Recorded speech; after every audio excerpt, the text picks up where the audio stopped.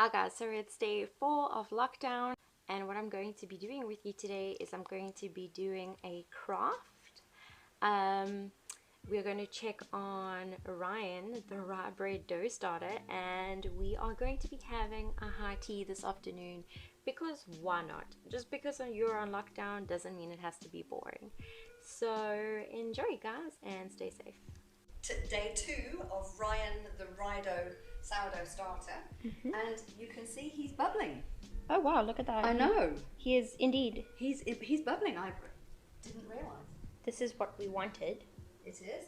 Apparently he can go off. Yes, and apparently you know when he's gone off because there's a terrible smell, but doesn't smell of anything at the moment, and apparently the next couple of days he'll start to smell yeasty, and then he'll start to smell sour and tangy, if everything goes according to plan. Okay, so now what we have to do is we have to feed him again because he's a hungry little babe. Ryan is hungry. Ryan is hungry. So I have on my antique Yeah, scale. Actually, if you want to see a real antique scale, oh yeah, there is a real antique scale. There's a real antique There's a real antique scale. So I've prepped my 50 grams of rye flour. Okay, 50 grams. 50 grams, and I've prepped my 100 grams of warm water. Filtered water, yes, and it's at body temperature. So when you put a clean finger in it, you shouldn't be able to feel it's hot or cold. It should just be around there.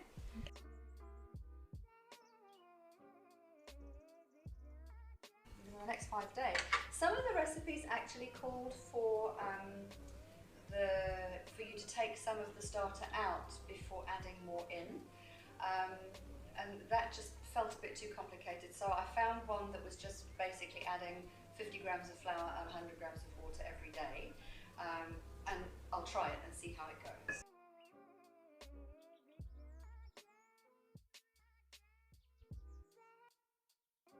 Your starter. So what this is doing, it's activating the wild yeast that is found naturally in the air, apparently all around us, but rye flour is particularly well supplied with natural wild yeast. So instead of using a packet of yeast, oh here they go. So instead of using a packet of yeast to make the dough rise when we come to make the bread, we will use some of this.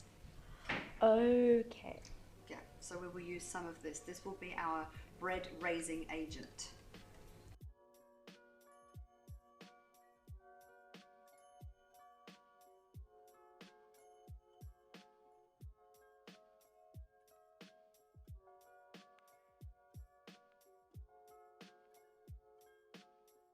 We used to, and maybe people still do, there used to be a friendship cake that needed a starter batter, and it was called a friendship cake because somebody would start the starter off, and then you would give a couple of tablespoons to your friends, as you were creating your starter. Yeah. Cool. And once you've got your starter going, because you don't use the whole thing obviously to make a loaf, once you've got your starter going, you keep feeding it, and you can keep it in the fridge. Pin that I looked at, she said that she's had her starter going now for 2 years. Wow. It's the original starter. So you can actually just keep it going. You can actually just keep it going. According to the stuff that I've been reading, you can keep it in the fridge. It just slows it down. So when you want to take it and use it, you need to take it out of the fridge, obviously beforehand, to bring it up to speed again. One site even said that you could freeze it, but I don't know about that. I would just be delighted if we can actually get it going. I would just be delighted if it works. And at the end of this, we can have a nice loaf of fresh. Time will tell. Right? Yeah, exactly, 5 days. But it was encouraging that he got bubbles to start off with. Yes. Okay, I think that's as smooth as I'm going to be able to get that. So then back goes his little lid. And we'll leave him for another 24 hours. Wow. Okay. Cool. Ryan.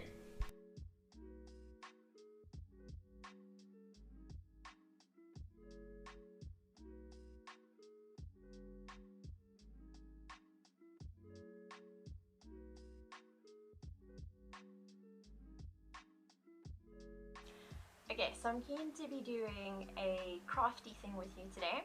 I don't have a studio. Someone asked me for a studio vlog. My studio is where I make it for the day. It's on the patio. You gotta make do with what you've got. So, let me show you some of the things we're going to be using today. So I've got this little jar. It's this big. I have a lot of random crafty things that I tend to buy and not use. So someone told me that buying craft and art supplies is a different hobby altogether as to actually using it. So because of lockdown, I'm finally having the chance to use all those weird things I've collected. Shout out if you can relate. And then have these bag of pebbles, and I have some resin, and it's not necessarily arty crafty resin. This is just from the hardware section of like a superstore, and the only thing you do have to make sure is that it's clear resin, preferably. This has a slight blue tint, but I don't think it dries blue, but we're going to want it to be blue anyways. And for that, I've got some powdered blue stuff. Oxide? I don't know. I dug it out of the garage. So, I don't know if you're starting to get an idea of where this might be going, but basically, it involves a boat. Okay, so basically we've got the jar, we've got the pebbles, we've got clear resin, and we have a boat. Can you see where this is going? We're going to put some pebbles on the bottom. We're going to fill it with a bit of resin so that it looks like water, and we're going to build a miniature paper boat that goes on top. I'm not sure how long the resin is going to take to set. So the resin is supposed to be used for layering, not really sort of pouring in thick amounts, so I'm not sure if it's going to take any longer. Uncle Mike is going to be helping me with that. Before we start with those things, I want us to practice making a paper boat first. So this is the one that I practiced. I just used a scrap piece of paper out of the office to make this one, so that I could get a feel for it before I try and make one for you. And I did struggle. I actually threw my first one away. This was my second attempt and I still struggled with it. So be patient. Don't get flustered with yourself like I did. So I am a big fan of the Ideas magazine, and you can see this is actually an old one. This is from 2018, but inside this specific edition, it actually shows you step by step how to make a paper boat. So you might see me looking at this for reference because I'm still new to making paper boats myself, but I'm also going to try to show you. We're going to practice with a big one. You just need an A4 piece of paper, and let's see if we can manage to make a smaller miniature version for the jar later. Okay, so let's make a boat. Okay, so first we're going to fold this in half.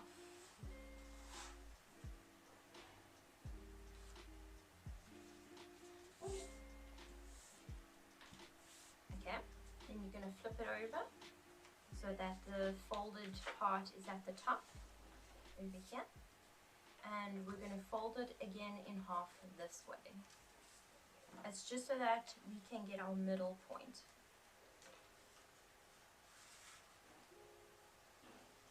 Just line it. There we go.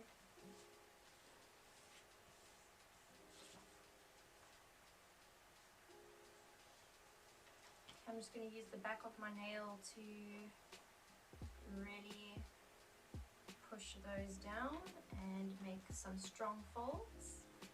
Okay, then you're going to open that up.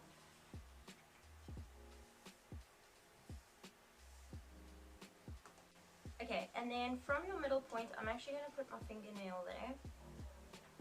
You're going to fold these pieces in to the center. Push that down. Use my nail, the back of my nail, and do the same.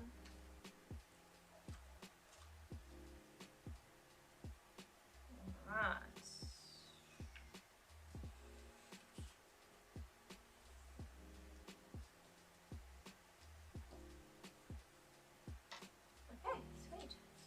should have something that looks like that.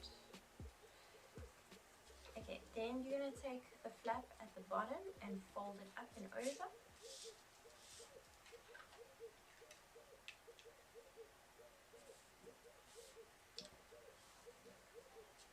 Flip it around, do the same thing.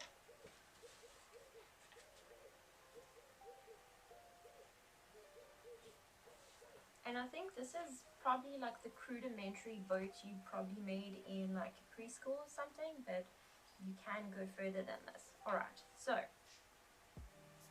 from this, we're going to turn this into a square.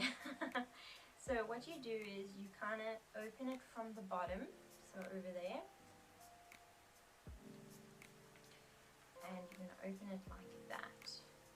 Now these little flaps over here, we don't want to bend them, so you're going to fold them inward.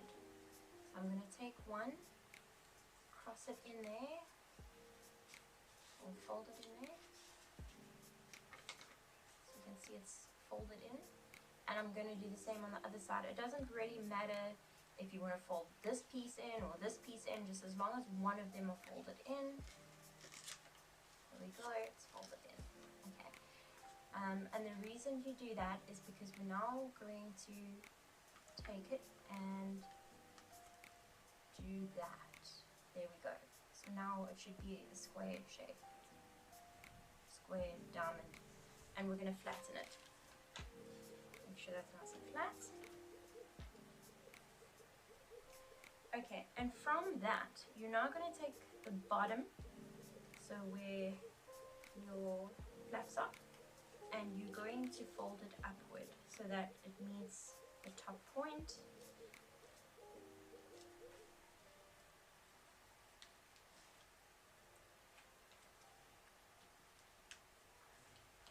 And flatten that down. So it should look like that. And we're going to turn it over and do the same on the other side.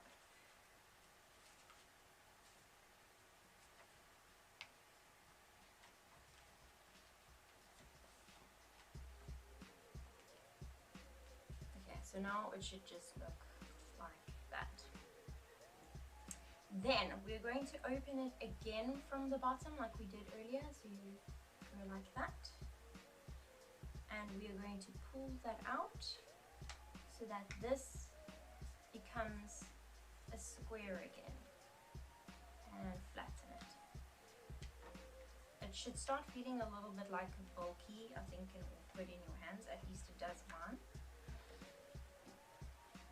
And you'll see I've got like this little crease that is sticking out, don't worry about that. Okay, and here comes the tricky part, and this is the part that I struggled with. So you're going to take these two ends, and forgive me because I'm going to have to fiddle a little bit to get it right. You're going to take these two ends and pull it out. You're going to see that this middle piece is going to want to start buckling like awkwardly. Just use your hands, and I'm just going to like stick my hands in there, and I'm going to pull it open and try straighten this out.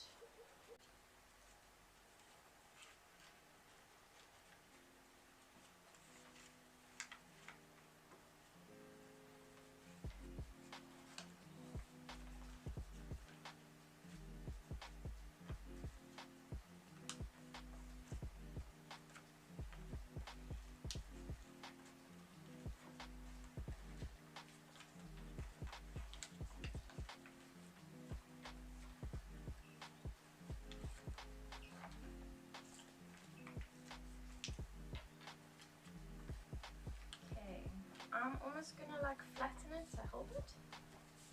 But even to do that, you could see it was quite awkward. And you can open it up a little bit if you want. And just push on the sides a bit. And there's your boat.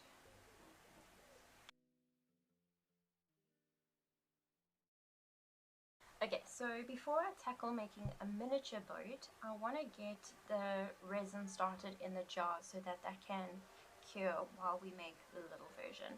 Originally, I wanted to put the pebbles in first and then fill it with the resin. However, I have pre-discussed this with Uncle Mike, and he suggests we put the resin in first and then drop the pebbles in. They should sink while it's curing, or we can just use a wooden stick or something to just push the pebbles down. The reason being is because we are going to color the resin so that it's slightly blue, so that it will resemble water. And we're going to use this blue oxide powder that I found in the garage, and we're going to mix it within the jar itself. So let's go do that. Let's go find Mike.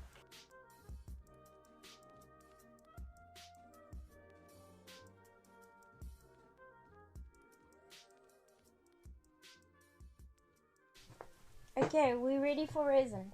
Okay. Can we mix le resin? Do you want to? Is that the jar you want it in? Yeah, that's the jar I want it in. Welcome to Mike's garage. You can see the jar is tiny. We want to have our pebbles ready because pretty much as soon as the resin goes in, we want to make that set.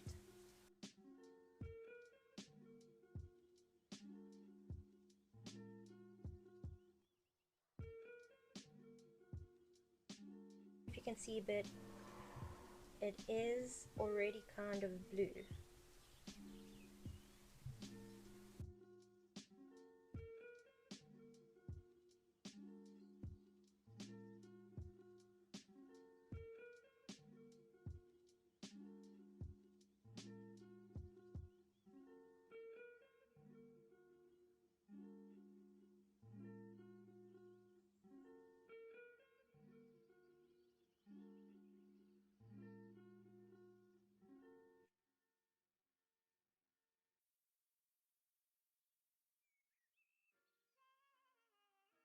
And then you add the catalyst.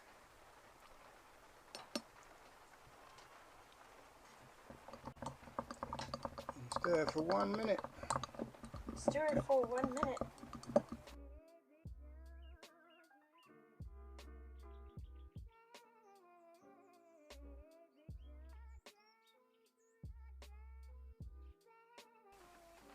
Oh, were those scissors? Okay. I'm gonna have to pick smaller ones because it's already a relatively small jar.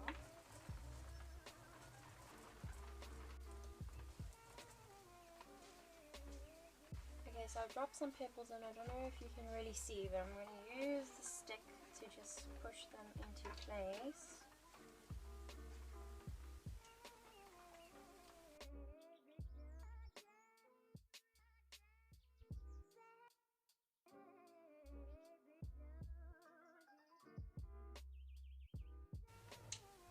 I think I'm happy with that. Alright, so we're using some acetone to get some of the resin that's come onto the outside of the jar off. The jar and perhaps our fingers too.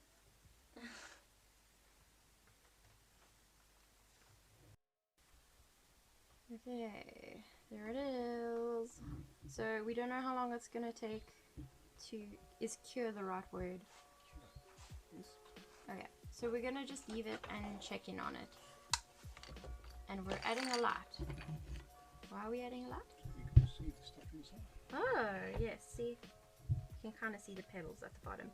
We landed up not using color because it's pretty blue already. We don't know how it's going to set, but let's see. Hello, Merly. Enjoying the rain? Are you enjoying the rain?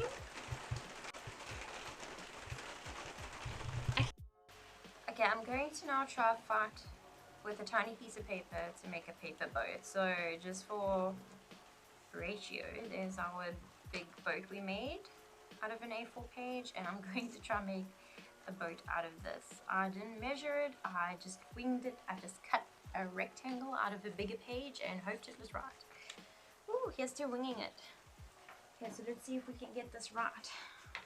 I've also brought this craft nut not to cut, but just so that I've got something flat and thin to help me fold and bend things.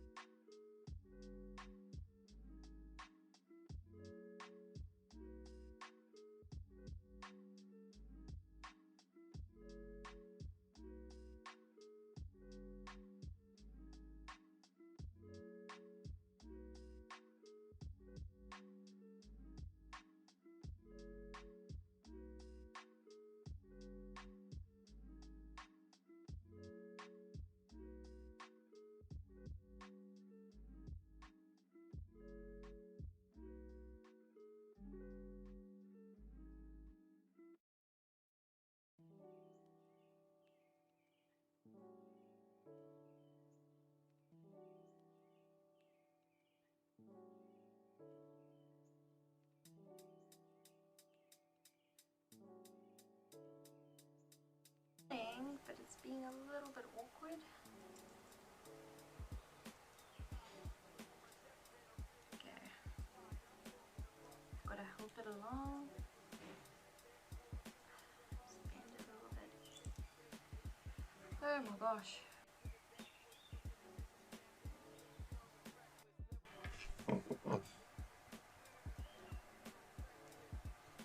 That side looks a bit awkward and these are sticking up. We might just have to glue those down or something.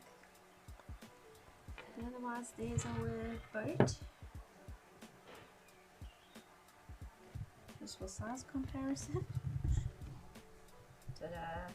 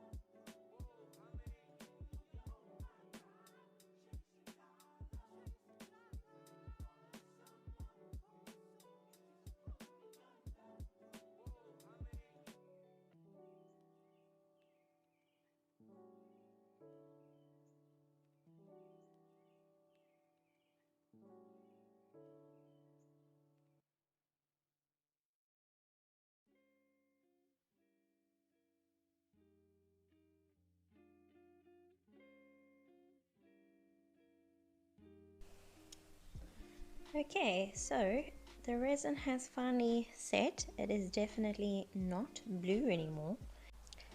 So it has dried clear, but by clear it's kind of a murky color, and the pebbles have gone a bit odd, almost like they're coated with air, but it's alright.